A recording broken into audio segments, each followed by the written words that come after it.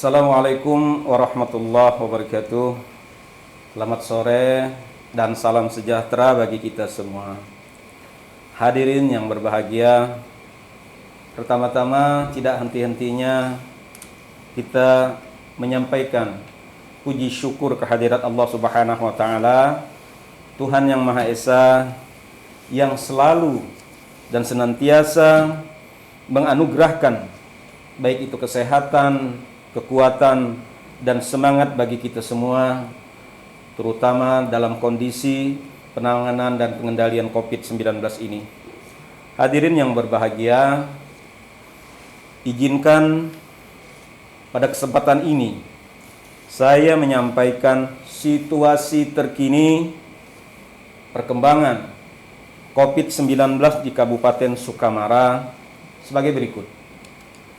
Pertama, jumlah kontak erat ada 64 orang. Kemudian jumlah suspek atau yang diduga atau yang dicurigai ada 3 orang. Berdasarkan laporan hasil pemeriksaan sampel swab COVID-19 dari Laboratorium Mikrobiologi Klinik Rumah Sakit Umum Daerah Doris Silvanus Palangkaraya pada hari Senin tanggal 21 September 2020 dengan keterangan sebagai berikut. Pertama, jumlah sampel swab yang diperiksa sebanyak 118 sampel dari 130 sampel. Sedangkan yang 12 sampelnya masih menunggu hasil. Yang kedua, dari hasil tersebut, dari hasil 118 sampel tersebut, terdapat 15 sampel.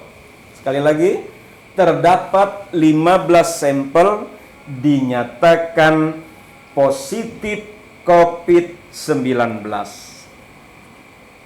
Dengan demikian, jumlah kasus terkonfirmasi positif sampai saat ini berarti sebanyak 18 kasus. Dengan keterangan, 2 kasus sembuh sudah 3 bulan yang lalu. Kemudian 2 kasus dalam perawatan di Rumah Sakit Umum Daerah Sultan Imanuddin Pangkalan Bun. Sekarang kondisinya insya Allah membaik. Kita doakan saja.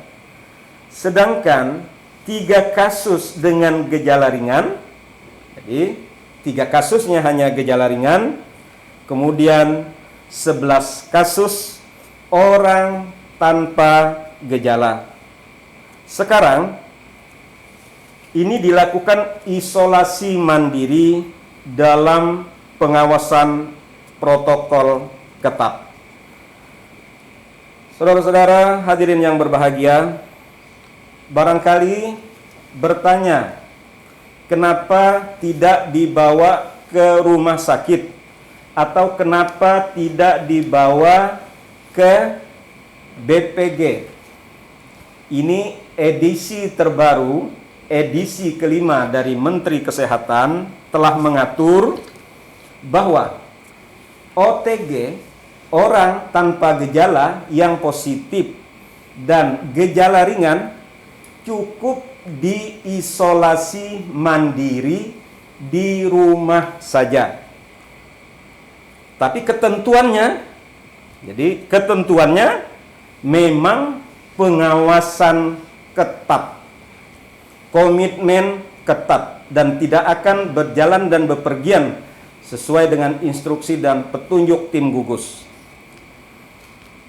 Kemudian akan kami sampaikan kronologis kasus. Jadi kronologis kasus ini ada 2. Pertama, kasus yang ada di kota Sukamara ini.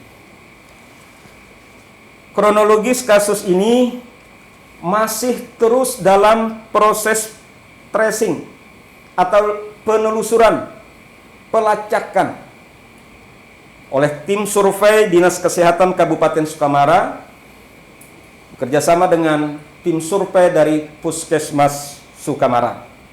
Jadi masih ditelusuri asal usulnya, kemana arahnya dan dari mana. Yang kedua,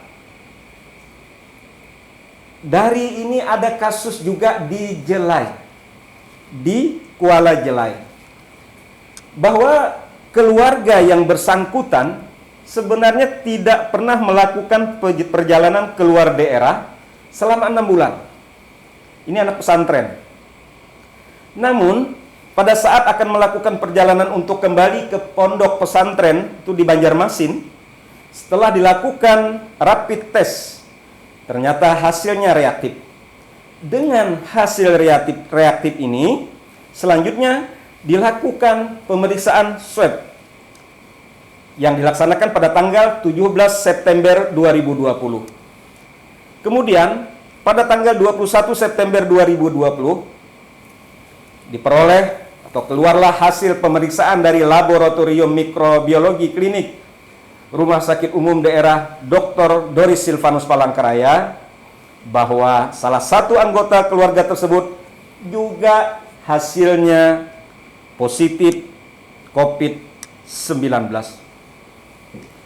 Hadirin sekalian yang kami sayangi, yang kami banggakan, melihat kondisi Sukamara saat ini, dan sebenarnya kami juga dan seluruh tim sudah berbulan-bulan akan memprediksi akan adanya sebuah ledakan di Kabupaten Sukamara ini, mengingat Kabupaten Sukamara ini kabupaten yang lintasannya terbuka baik dari timur maupun dari barat.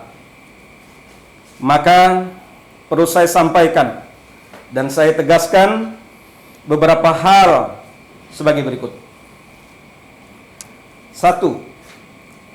Bagi keluarga dan masyarakat yang kontak erat, bagi keluarga, kemudian juga masyarakat yang pernah kontak erat dengan terkonfirmasi positif 19 yang belum melakukan pemeriksaan swab, dianjurkan kesadarannya dulu untuk sesegera mungkin menghubungi tim gugus. Pertama, dari Puskesmas Sukamara, silahkan hubungi, nanti ditayangkan nomor HP-nya, Dr. Anggasari Pujiastuti. Nomor HP 0812 9186 5081 atau 0858 1759 8324. Kemudian Ibu Rosalina SKM, nomor HP 0813 5100 3636 atau 0858 2826 9107. Ini dari Puskesmas Sukamara. Dari Dinas Kesehatan kami juga menunjuk, pertama, Bapak Imam Munandar SKM, nomor HP-nya 0852 3359 7040. Juga nomor saudara Imam Munandar ini 0856 5110 6008. Jadi ini yang dihubungi. Kenapa kami menunjuk yang bersangkutan?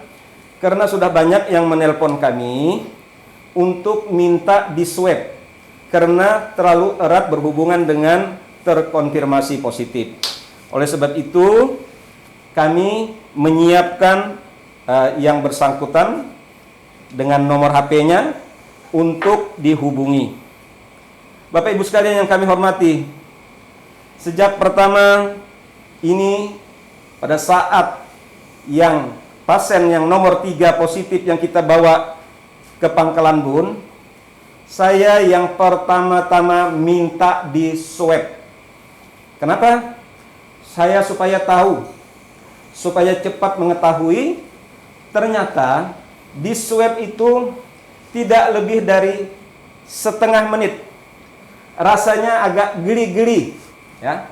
Rasanya agak geli-geli, hanya tidak sampai setengah menit.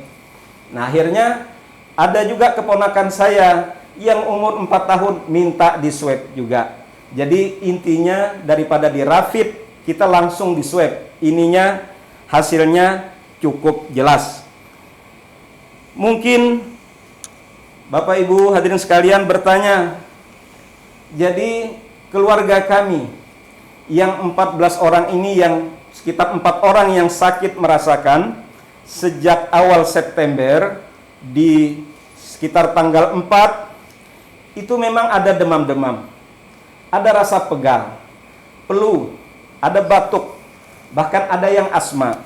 Karena ini OTG dianggap batuk pilek seperti biasa. Kemudian juga ada yang mencret. Gejala khasnya nanti akan dibantu oleh Pak Dokter, Bu Dokter. Gejala khasnya yang kami wawancarai, kami anamnese dari keluarga kami tersendiri, namanya anosmia. Anosmia ini hilangnya rasa penciuman. Jadi sesaat beberapa minggu itu hilangnya rasa penciuman.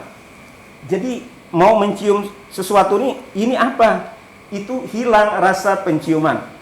Kemudian juga hilangnya rasa pengecapan. Mengecap. Biasanya rasa manis, rasa asin, rasa asam, itu ada yang tidak bisa dirasakan kecapannya ini. Itu adalah gejala khas. Gejala khas yang pertama orang yang terkena COVID-19. Hadirin, perlu diketahui bahwa bagi penderita OTG, orang tanpa gejala, sekali lagi, dapat melakukan isolasi mandiri di rumah dengan mempertimbangkan bahwa yang bersangkutan dan keluarga yang bersangkutan ada berkomitmen terus untuk melaksanakan isolasi mandiri. Jadi tidak boleh bepergian atau keluar rumah kecuali dia menjemurkan diri. Jadi menjemur badan itu dipersilahkan pada siang hari. Setelah itu masuk kembali. Jadi kemudian pertimbangan yang lainnya adalah kapasitas rumah. Jadi kapasitas rumah ini untuk satu orang penderita COVID itu minimal punya ukuran rumah atau kamarnya 3x3. Jadi satu orang itu harus 3x3 atau 9 meter persegi itu luasnya. Jadi setelah kami lihat rumah keluarga ini sangat luas. Jadi ada 9 orang yang dalam satu rumah, tidak boleh menghidupkan AC, semua ventilasi dibuka. Semua ventilasi dibuka dan pengawasan ketat. Bahkan volunteer orang yang mengantarkan makanan sekalipun, walaupun ini keluarga, tidak boleh masuk ke dalam rumah. Tidak boleh masuk ke dalam rumah. Sekarang sudah kita sistem WA saja. Jadi tinggal menyampaikan makanan apa yang ingin dibutuhkan, ingin dicari, ingin belanja apa, cukup di rumah saja. Yang sang pengantar ini atau keluarga ini akan menyampaikan di tangga rumah. Nah, komitmen-komitmen seperti inilah yang sangat diperlukan pada saat isolasi mandiri. Selanjutnya, ini sudah tidak henti-hentinya saya kembali menghimbau dan menegaskan dengan cara apa kita memutuskan mata rantai ini. Tidak ada lain, 3M. Jadi 3M, lakukan 3M, memakai masker wajib, kemudian mencuci tangan di air mengalir pakai sabun selama 20 detik dan menjaga jarak 1,5 meter. Ini kita semua hafal. Kemudian menghindari 3K. Dalam kondisi seperti ini mau tidak mau kita menghindari 3K. Pertama, jangan sampai kontak erat dengan terkonfirmasi. Bahkan keluarga dekat sekalipun, anak sekalipun, ibu sekalipun, paman sekalipun, tidak boleh ada kontak erat. Kemudian, yang kedua adalah kerumunan, keramaian. Ini sudah ditegaskan di dalam perbub kita. Sudah ada di perbub kita, tinggal tugas pihak Satpol PP dan keamanan untuk sama-sama kita bekerja dalam hal menegakkan kerumunan dan keramaian ini. Kemudian kamar harus jangan tertutup, kamar terbuka. Artinya yang terbuka ini ventilasinya. Nah, itu. Kemudian saya berharap sekali lagi, pertama kepada masyarakat agar lebih meningkatkan pelaksanaan protokol kesehatan dalam kehidupan sehari-hari. Kata kuncinya untuk memutuskan mata rantai penularan COVID-19 ini adalah, pertama, yang melakukan perjalanan ini haruslah berkata jujur dari mana, terutama dari zona merah dan sebagainya pada saat di screening, pada saat di pintu masuk. Yang sangat tidak kalah pentingnya, bagaimana saya sampaikan tadi, adalah disiplin dalam melaksanakan protokol kesehatan. Hadirin yang saya sayangi, yang saya banggakan, inilah ujian yang diberikan oleh Allah Subhanahu wa taala kepada kita.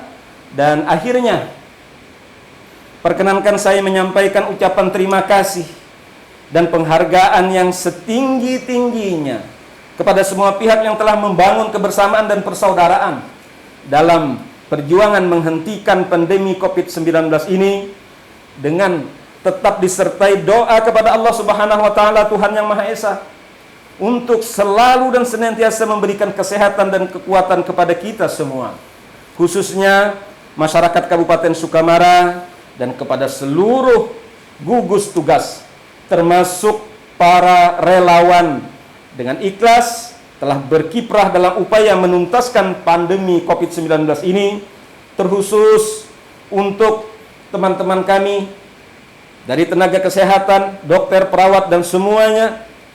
Selalu jaga dan waspada, jaga kesehatan dan tingkatkan kewaspadaan, serta tetap berdoa agar pandemi COVID-19 ini akan segera berakhir. Sekian dan terima kasih. Wassalamualaikum warahmatullahi wabarakatuh. Sukamara, 22 September 2020, Ketua Gugus Tugas Percepatan Penanganan COVID-19 Kabupaten Sukamara, Bupati Sukamara, Bapak Haji Windu Subagio.